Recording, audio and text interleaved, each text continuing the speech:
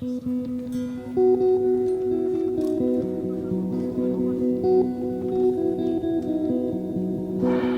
just praise God for the intimate relationship that God is bringing in the hearts of people and drawing people towards Him through GDT programs in many places on the mountains and also in the valleys, wherever we have GDT programs in Nepal. And most of the people in the villages and on the mountains are simple farmers.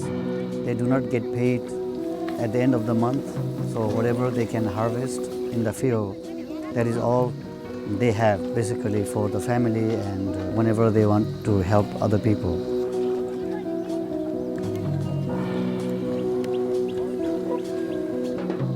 Whenever we train GDT program directors, during the training we encourage them to go back home and encourage their people to help the program as much as possible.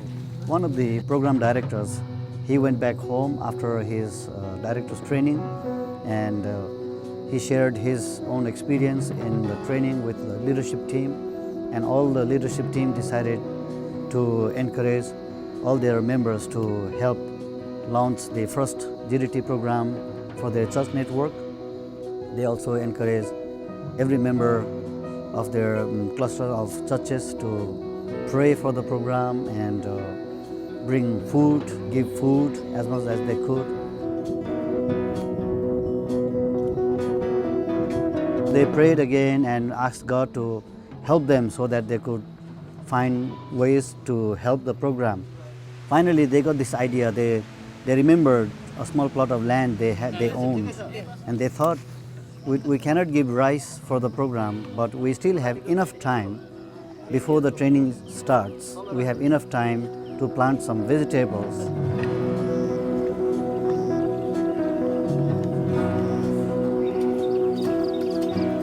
So the family went to the field and they began to grow some vegetables in their small plot of land.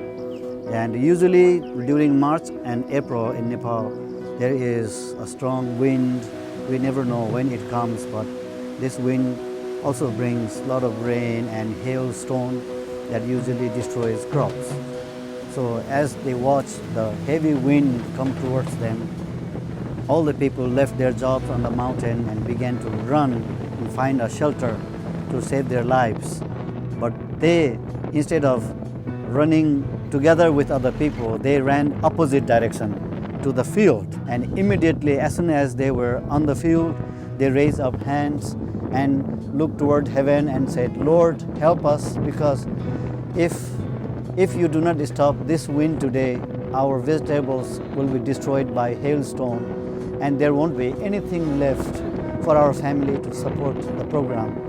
And as soon as they finished prayer, the wind stopped and there was no hailstone that day. The lady from this family stood up in front of the church, in front of the congregation, and with full of tears in her eyes, she shared and she thanked God that God heard her prayers, and so this way her family could support, at least give some vegetables to the family, and they could be part of the program, and this is how God helped them. And one of the things we realized through this story is, even before the GDT program started, God began to draw people so close to His heart. We can see the intimacy with God working in the lives of people even before the GDT program was launched.